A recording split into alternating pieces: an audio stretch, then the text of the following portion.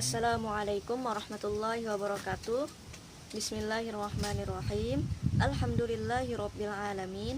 Assalatu wassalamu ala asyrafil anbiya'i wal mursalin sayyidina wa maulana Muhammadin wa ala alihi wa sahbihi ajma'in, amma ba'du. Alhamdulillah, pada video pembelajaran kali ini kita dapat melanjutkan kembali pembelajaran kita pada mata pelajaran akidah akhlak, yang mana kita hari ini sudah masuk pada bab 5 yang berjudul tentang kisah teladan Fatimah Az-Zahra dan Uwais Al-Qarni.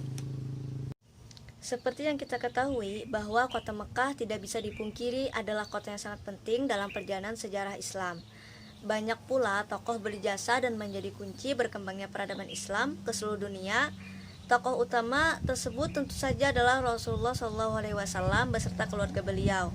Nah, pasti banyak pelajaran yang bisa diambil dari tokoh-tokoh tersebut, walaupun tidak semua orang mampu mengambil ibrah dan pelajaran untuk perjalanan dalam hidupnya. Di antara tokoh tersebut adalah Fatimah Az-Zahra dan Uwais Al-Qarni yang akan kita bahas pada bab 5 ini. Nah, kedua tokoh ini tentu tidak asing lagi dan layak dijadikan teladan. Apa sesungguhnya teladan yang bisa diambil dari kedua tokoh tersebut? Nah, pada hari ini kita akan mempelajari tentang kisah teladan dari Fatimah Az-Zahra. Baiklah, langsung saja kita memasuki biografi singkat dari Sayyidah Fatimah Az-Zahra. Nah, nama dan nasabnya adalah Fatimah binti Muhammad bin Abdullah bin Abdul Muthalib. Ia adalah putri Nabi Muhammad SAW. Ibunya adalah Khadijah binti Khuwailid. Nah, mengenai kelahirannya, para ulama berbeda pendapat. Ada yang mengatakan bahwa Fatimah lahir ketika Nabi Muhammad berusia 41 tahun. Ada pula yang mengatakan bahwa semua putra-putri Nabi Muhammad selain Ibrahim lahir sebelum kenabian. Ada juga yang mengatakan bahwa ia lahir 5 tahun sebelum kenabian, yaitu ketika Baitullah direnovasi. Nah, saat itu Nabi Muhammad SAW berusia 35 tahun. Ada juga yang mengatakan bahwa ia lahir 1 tahun sebelum kenabian, dan ia lebih tua dari Aisyah, sekitar 5 tahun. Ia diberi julukan dengan nama ibu ayahnya, yaitu Ummu Aminah. Fatimah ini merupakan perempuan yang terlahir dengan kecantikan serta kecerdasan mengesankan, juga mempunyai kepribadian yang penuh dengan kesabaran, taat kepada orang tua dan mandiri. Sejak usianya yang masih belia, ia harus menggantikan peran ibunya mengurus kebutuhan Rasulullah SAW. Nah, pada saat dakwah periode Makkah, Fatimah sering melihat sang ayah ditentang oleh kaum kafir Quraisy. Meskipun demikian, tidak membuatnya kecil hati dan patah semangat, apalagi membenci sang ayah. Ia menjadi penyejuk hati dan pendukung untuk dakwah sang ayah. Fatimah terus tumbuh menjadi perempuan yang kuat, tegar, dan penuh kesabaran. Ia juga tumbuh menjadi perempuan mulia yang sangat menjaga harga dirinya. Keistimewaan Fatimah ditandai dengan julukan-julukan yang diberikan kepadanya. Nah, julukannya yang utama adalah Az-Zuhra, artinya yang cemerlang, Batul, artinya perawan, Kanis, artinya terpelihara, At-Tahira, artinya yang suci, Al-Immah, artinya ibu para imam, Sayyidah, artinya pemuka yang mulia atau penghulu, Nisa al-Alamin, artinya wanita sejagat, dan banyak lagi julukannya. Seperti yang sering kita dengar bahwa julukan beliau yakni Sayyidah Fatimah Az-Zahra, begitu. Pernikahan Sayyidah Fatimah Az-Zahra menurut kitab Nur Ad-Dalam, Syarah Aqidatul Awam, karangan Syekh Nawawi Al-Bantani, pada usia 15 tahun lebih 5 bulan, Sayyidah Fatimah menikah dengan Sayyidina Ali bin Abi Thalib yang berusia 21 tahun lebih 5 bulan setelah Perang Badar. Dalam pernikahannya dengan Sayyidina Ali bin Abi Thalib, lahirlah 3 putra. Yang pertama Hasan, Husain, dan Muhassin. Yang Muhassin ini meninggal ketika masih kecil. Adapun putri yang lahir dari pernikahannya dengan Sayyidina Ali bin Abi Thalib adalah Zainab dan Ummi Kulsum. Nah, menurut Al-Lais bin Sa'ad, anak putrinya ada 3, yaitu ditambah dengan Ruqayyah. Seperti yang kita ketahui bahwa Sayyidah Fatimah adalah putri kesayangan Nabi.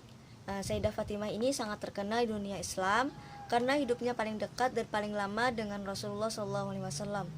Rasulullah sendiri pun sangat menyayanginya. Dari dialah keturunan Nabi Muhammad SAW berkembang dan tersebar di hampir seluruh negeri. Adapun mengenai wafat beliau juga terjadi perbedaan pendapat. Ada yang mengatakan bahwa Sayyidah Fatimah itu wafat pada tanggal 3 Jumadil Akhir 11 Hijriah pada usia yang masih sangat muda, yaitu 18 tahun 2 bulan.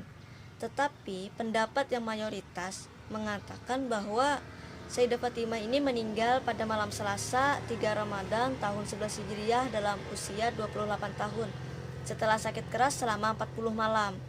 Nah, merasa ajalnya sudah dekat, Sayyidah Fatimah ini membersihkan dirinya memakai wangi-wangian dibantu oleh iparnya yaitu Asma bin Abi Thalib.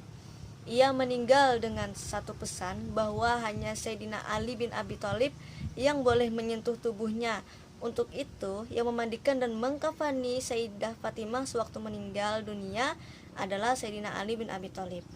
Dan Sayyidina Ali pula yang menguburkannya bersama Hasan dan Husain pada tengah malam dan dimakamkan di pemakaman Al-Baqi. Yang kedua adalah keutamaan Sayyidah Fatimahuz Zahra. Yang pertama keutamaannya adalah Nabi Muhammad SAW memerintahkan kita agar tidak pernah ragu dengannya, seperti sabda Nabi SAW yang artinya, Fatimah adalah sebagian daripadaku, barang siapa ragu terhadapnya berarti ia ragu terhadapku, dan membohonginya adalah membohongiku. Hadis riwayat Bukhari. Nah, yang kedua lagi adalah keutamaannya, yakni beliau adalah penghulu bagi wanita seluruh alam. Sebagaimana sabda Nabi Muhammad SAW yang artinya Rasulullah SAW bersabda kepada Fatimah, tidaklah engkau senang jika engkau menjadi penghulu bagi wanita seluruh alam. Hadis riwayat Bukhari. Keutamaan yang ketiga adalah Sayyidah Fatimah adalah wanita tertinggi dari semua wanita umat atau wanita mukminin. Nah, Rasulullah SAW bersabda yang artinya, wahai Fatimah, tidakkah Anda puas menjadi sayyidah dari wanita sedunia atau menjadi wanita tertinggi dari semua wanita umat ini atau wanita mukmin? Hadis riwayat Bukhari dan Muslim. Keutamaan yang keempat dari Sayyidah Fatimah adalah beliau adalah tokoh penghuni surga.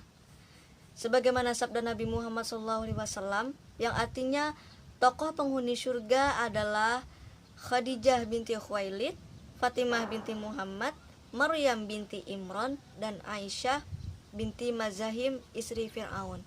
Hadis riwayat Ahmad. Yang ketiga adalah teladan yang dapat kita ambil dari kisah Fatimahuz Zahra.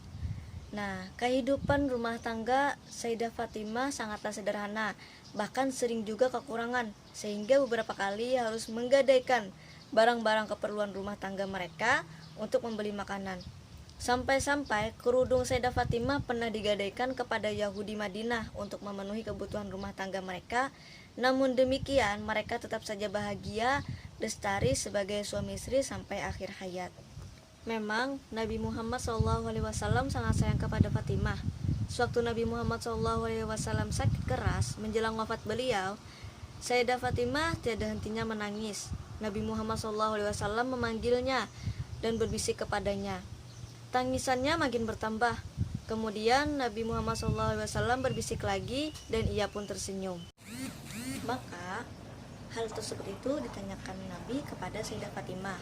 Lalu Sayyidah Fatimah pun menjawab bahwa dia menangis karena ayahnya memberitahukan kepadanya bahwa tak lama lagi ayahnya akan meninggal.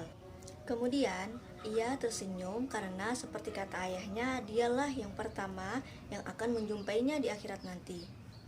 Sayyidah Fatimah adalah seorang wanita yang agung, seorang ahli hukum Islam. Dari Fatimah pula banyak diriwayatkan hadis Nabi Muhammad SAW. Dialah tokoh perempuan dalam bidang kemasyarakatan. Orangnya sangat sabar dan bersahaja, akhlaknya sangat mulia. Sayyidah Fatimahuz Zahra tumbuh menjadi seorang gadis yang tidak hanya merupakan putri dari Rasulullah SAW, namun juga mampu menjadi salah satu orang kepercayaan ayahnya pada masa beliau. Fatimahuz Zahra memiliki kepribadian yang sabar dan penyayang karena tidak pernah melihat atau dilihat lelaki yang bukan mahramnya. Rasulullah SAW sering sekali menyebutkan nama Sayyidah Fatimah. Salah satunya adalah ketika Rasulullah pernah berkata, Fatimah merupakan bidadari yang menyerupai manusia. Demikianlah kisah Sayyidah Fatimahuz Zahra, seorang wanita yang selalu mendukung perjuangan ayahnya dan suaminya. Walaupun anak seorang yang sangat disegani, namun Sayyidah Fatimah tidak pernah sombong. Ia adalah seorang istri yang sangat sederhana, hidupnya tanpa banyak menuntut pada suaminya. Sayyidah Fatimah sangat patut kita jadikan teladan utama. Dari pernikahannya dengan Sayyidina Ali bin Abi Thalib, Sayyidah Fatimah Zahra memiliki 4 anak, 2 putra, yaitu Hasan dan Husain, dan 2 putri, yaitu Zainab dan Ummu Kulsum. Hasan dan Husain sangat disayangi oleh Rasulullah SAW. Sebenarnya ada satu lagi anak Fatimah Zahra bernama Muhsin, tetapi Muhsin meninggal dunia saat masih kecil. Nah, demikianlah tadi tentang kisah teladan dari Sayyidah Fatimah Zahra yang dapat kita ambil. Nah, bagi Nabi Muhammad SAW, Sayyidah Fatimah Zahra adalah putri kesayangan yang kehadirannya dapat menghibur hati di kala sedih. Beliaulah yang melahirkan 2 pemimpin penghuni surga dari kalangan pemuda, yaitu Hasan dan Husain. Nah, di mata sang suami pula, beliau adalah seorang istri yang selalu setia dan tulus mendampinginya. Kasih dan sayangnya kepada keluarga tak tertandingi oleh siapa saja. Ilmunya luas bagaikan samudra, dalam dan tak bertepi. Kehidupannya adalah inspirasi bagi umat Islam yang hakiki. Adapun mengenai sifat utama yang dapat kita ambil atau kita teladani dari Sayyidah Fatimah Zahra adalah yang pertama tadi adalah rendah hati, taat suami, bersahaja, dan juga sederhana. Baiklah, untuk tugas akan segera kakak kirimkan di Google Classroom. Jika ada pertanyaan silahkan kalian bertanya. Sampai di sini video pembelajaran kita tentang meneladani dari sifat Sayyidah Fatimah Zahra. Salah khilaf mohon dimaafkan. Wassalamualaikum warahmatullahi wabarakatuh.